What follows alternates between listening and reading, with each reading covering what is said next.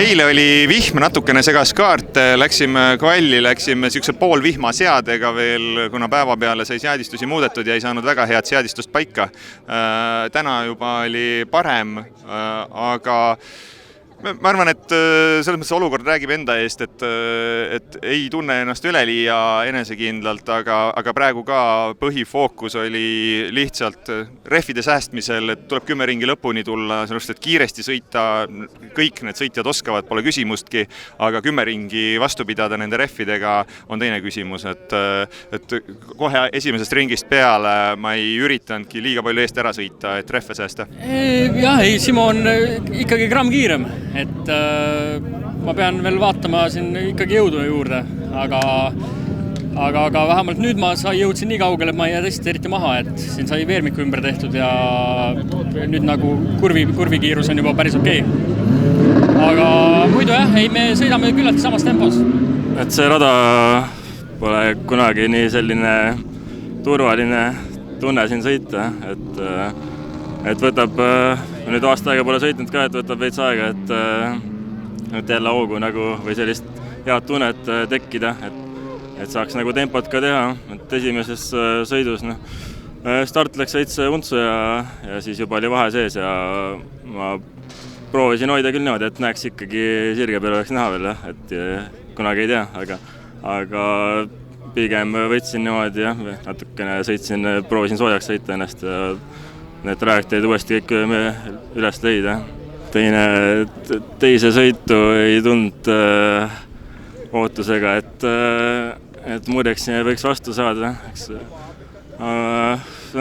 See mõte oligi see, et proovida järgi hoida, suruda nii palju, et äkki teeb vea või midagi sellist, et siis õnnestub koht saada, aga läks niimoodi hoopis, et tal sealt ikka tehniline rike ja pidi katkestama ikkagi, et korralikku võidusõitu ei toimunud otseselt. Ja pärast seda, kui see juhtus, siis juba hoidsin lihtsalt sellist 3 veerand tempot peal, et tulla kindlalt lõpuni välja. Kvalifikatsioonis ütleme niimoodi, võtsin rahulikult, kuna ma nägin, et seal olid sündmusi ja nii-öelda takistusi ka, et teha nii-öelda täispikka kiiret ringi, et ei hakanud nii-öelda mootorit koorama. No esimene võidusõit ma sõitsin võidu siis Mondiali autoga, aga temal oli muidugi mootoriga natukene pahasti. Et meil on 1300 mootor, neil on 1600 mootor. Et muidu ta läheks ikka pikalt eest ära, et N-lähkrist räägime. Ja temaga saime madistada, kurvis oli mina kiirem, sirge peal tema kiirem kurvis jälle. See sõit, muidugi eelmine sõit oli ka see, et ma sain kohe trahvi ja ma teadsin seda. Et siis ei tohtinud nagu gaasi lahti lasta, et pidin lõpuni sõitma nii nagu sain, et saaks piisava vahe sisse, et see ei mõjutaks tulemust. Teises sõidus start ebaõnnestus, aga seda põnevam oli, sai natuke võidelda Steni ja Alsinsiga ja pärast seda nad jäid kuidagi tahapoole, et nad ei ole saanud oma tehnikat õigesti töötama, et siin raja peal, et natuke on vaja vaeva näha. Selle rajaga päriselus ei ole mitte ühtegi korda, pole isegi käinud seal enne varem, enne sellist nädalavahetust. Aga virtuaalselt olen siin sõitnud ja umbes teadsin, kuhu poole see rada läheb. Kvalifikatsioonis olin esimene, aga oleks ilmselt kiiremat ringi isegi oodanud. Oli meil, testisime rõhkudega, et ei läinud täitsa täppi seekord. Esimeses sõidus siis alustasin esimesena, kuigi siis kukkusin teiseks, siis järsku kolmandaks.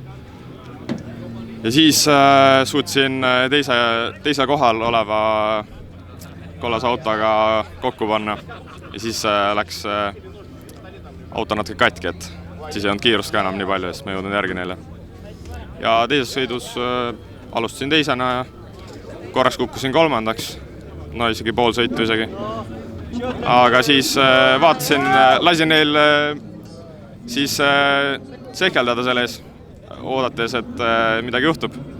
Lõpuks ei juhtunud ja siis pidin mööda sõitma kollasest, et jah. tulime siia ja seade oli juba parasjagu hästi paigas eelmistest aastatest, et natuke pidi pidurduspunkte ja asju lihvima ja üsna kähku tekkis siuke hea tunne. Auto käitus ilusti ja ei olnud mingisi hulli tehnilisi probleeme. Kvalifikatsioon nagu alati raske siukest vaba kohta leida jälle ja tegelikult oli üks ring juba jälle soolas ja 2 kurvi enne lõppu, siis jäi kaasvõistleja jälle ette ja tuli siuke aeg nagu tuli, aga selles suhtes võib rahule jääda, et enda rekord siiski jälle ja natuke parem kui eelmine aasta. Ei, sõidud oli päris pingelised, et siukest vaba õhku väga ei saanudki, ainult esimeses sõidus mingil hetkel tekkis, aga teine sõit jälle kellegi taga kogu aeg ja keegi on sinu taga ja kogu aeg jälgib peegleid ja kogu aeg vaatad ette ja kes läheb natuke laiaks, mõtled, äkki nüüd saab, siis saab jälle tema paremini kuidagi ja siuke väga pingelised sõidud, aga täitsa ilusti jäeti ruumi ja on nagu hästi arenenud praegu üldse klass minu arvates.